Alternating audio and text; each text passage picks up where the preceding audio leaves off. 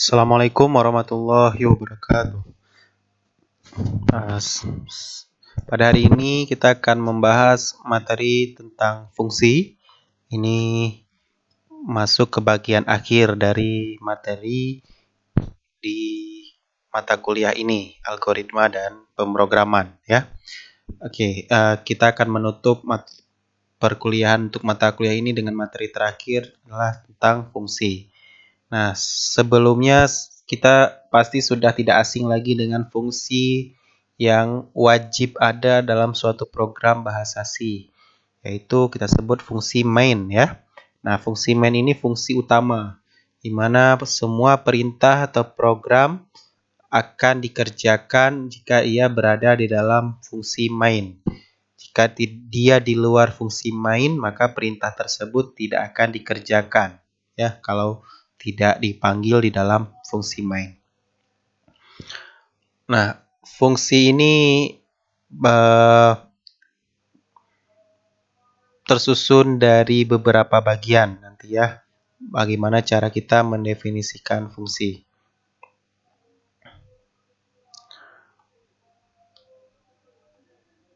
Nah, pada pendefinisiannya, fungsi ini dilakukan sebelum kita memanggil fungsi main, ya.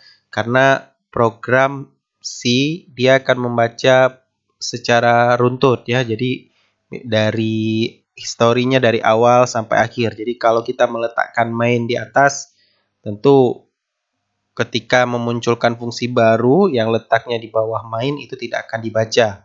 Sehingga peletakan suatu fungsi itu harus dilakukan sebelum kita masuk ke dalam fungsi main, ya, mendeklarasikan fungsi main.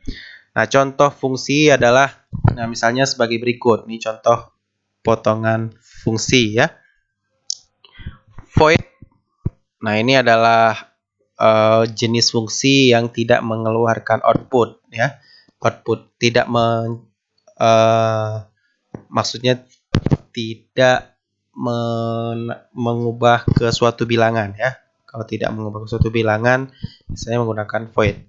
Tulis di ini adalah input, ya. Seperti kita menulis fungsi y sama dengan fx. F adalah nama fungsi, sementara x adalah argumen atau inputnya. Nah, di sini argumennya terdiri dari 1, 2, 3, ya. Ada 3 input, itu fungsi x, integer, y, integer, dan variabel tulisan, ini adalah karakter, ya.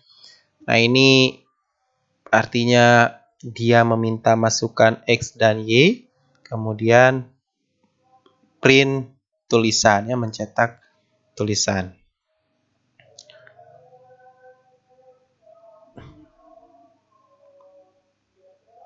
Ini juga subfungsi, namanya fungsi judul, ya. Fungsi judul, ya, kalau kita tidak memiliki argumen, maka fungsinya argumennya kita buat void. Oke, ini artinya fungsi judul. Apa yang dikerjakan oleh fungsi judul kalau kita panggil? Dia akan mengerjakan perintah berikut, ya. Nah, dia akan mencetak pemanggilan fungsi tulis di. Ini yang di atas di dalam fungsi judul.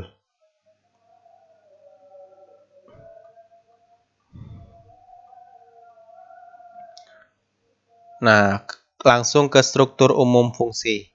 Nah, fungsi memiliki struktur umum tipe fungsi. Ini yang tadi misalnya fungsi main, ya, kemudian void, ya, tipe fungsinya, kemudian baru nama fungsinya apa, atau integer, tipe fungsinya integer, kemudian nama fungsinya, kemudian argumen, ya, variabel-variabel yang akan menggerakkan fungsi tersebut. Nah, baru perintah, ya. Biasanya kita kalau mencetak suatu nilai bilangan, kita buat hasilnya dalam bentuk return, ya. Return spasi nilai. Ini adalah luaran dari fungsi yang memiliki nama fungsi, ya. Nah, contohnya adalah sebagai berikut. Misalnya kita mau membuat fungsi cetak selamat. Nah, ini nama fungsinya.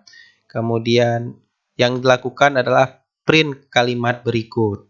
Selamat belajar tentang fungsi dalam bahasa C. Kemudian tutup kurung ya. Jadi fungsi cetak selamat kalau kita panggil di dalam fungsi main, nanti dia akan mengeluarkan kalimat ini ya.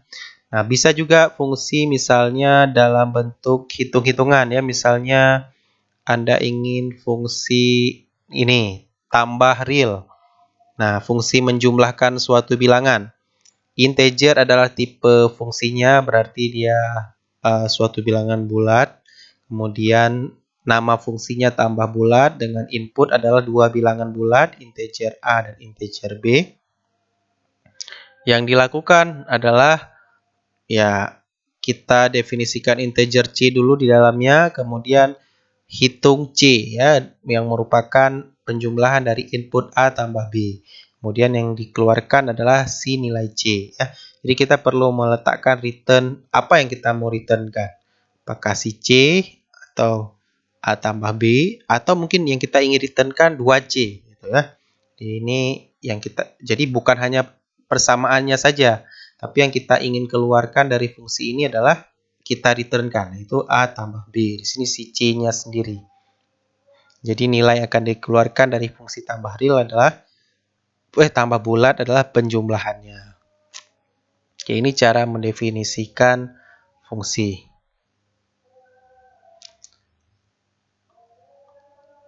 Nah, contoh yang lain, kalau kita ganti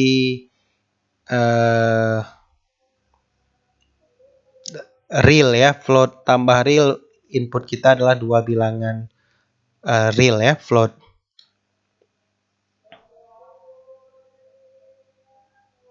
Oke, di sini ada catatan bahwa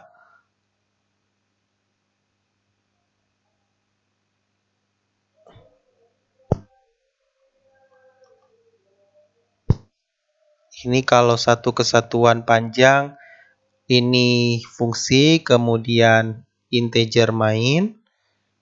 Ini fungsinya ada tambah bulat, ada tambah real. Nah, sepertinya ada yang janggal di sini. Untuk contoh program 7.1b ini, fungsi tambah real diletakkan setelah fungsi main ya di bawah ya. Nah, di sini catatannya kalau kita letakkan di bawah fungsi main, maka konsekuensinya adalah fungsi tambah real setelah bagian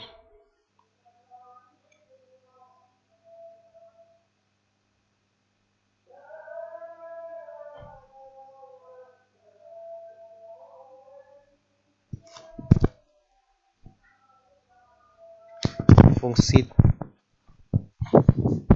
Pada contoh 7b di atas hanya prototipe fungsi tambah real yang dideklarasikan, sehingga fungsi tersebut dapat diinisialisasi setelah bagian fungsi main yang memanggilnya. Sementara prototipe fungsi tambah bulat tidak dideklarasikan, sehingga fungsi tambah bulat hanya dapat diinisialisasikan sebelum fungsi yang memanggilnya. Dalam hal ini fungsi main ya. Maksudnya apa ini?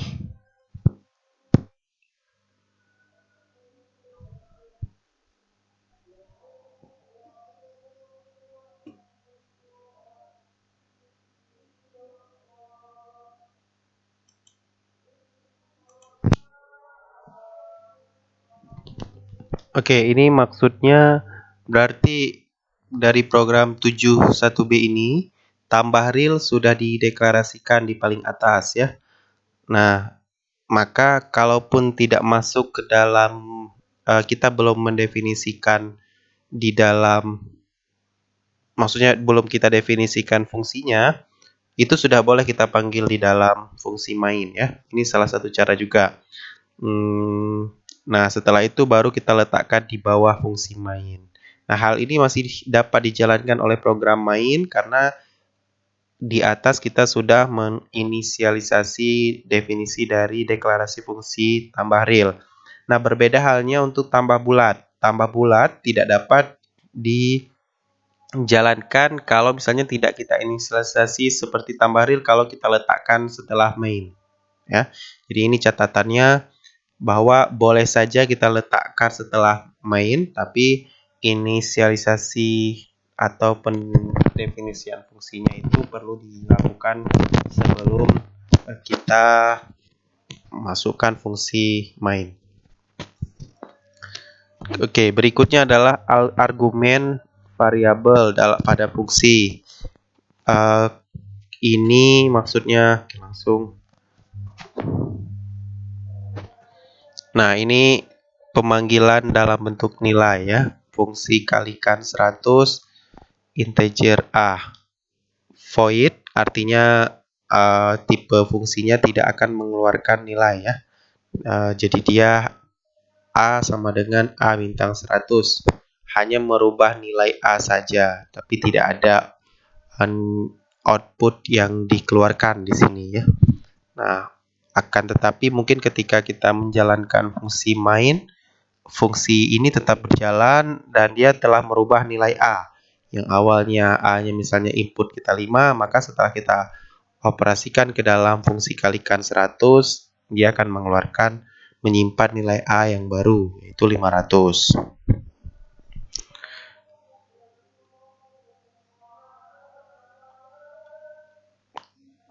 Nah, pointer tidak kita bahas. Ini salah satu cara pemanggilan fungsi dengan menggunakan pointer, notasinya bintang X. Ini dengan alamat ya, pengalamatan suatu variabel. Nah, ini mungkin topik khusus, silakan dipelajari sendiri. Nah, variabel sudah pernah dibahas di awal perkuliahan bahwa kita mengenal dua istilah variabel lokal dan variabel global. Nah, dalam fungsi, variabel yang terdapat di dalam fungsi itu kita katakan adalah variabel lokal. Jadi, ketika kita masuk ke dalam fungsi main, meskipun kita definisikan di sini adalah X atau A, tapi dia tetap akan membaca sesuai dengan yang kita inputkan di fungsi main. Tidak mesti variabelnya sesuai dengan huruf yang ada di lokal ini. Ya, ini hanya berlaku untuk di dalam fungsinya saja. Variabel lokal.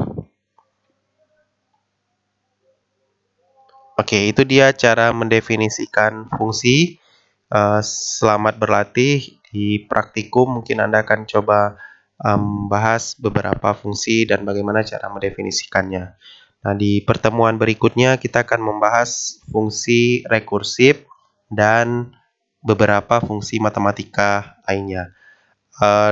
Dalam matematika, topik fungsi ini sangat banyak sekali diterapkan, terutama ketika nanti Anda akan menyelesaikan persamaan yang melibatkan solusi numerik. Nah, kalau Anda menggunakan baik program apapun, tidak harus program dengan bahasa C, dengan bahasa MATLAB atau Maple pun akan ada cara tersendiri untuk mendefinisikan fungsinya. Baik, cukup sekian dulu untuk materi kita hari ini. Lebih dan kurang saya mohon maaf. Saya akhiri. Assalamualaikum warahmatullahi wabarakatuh.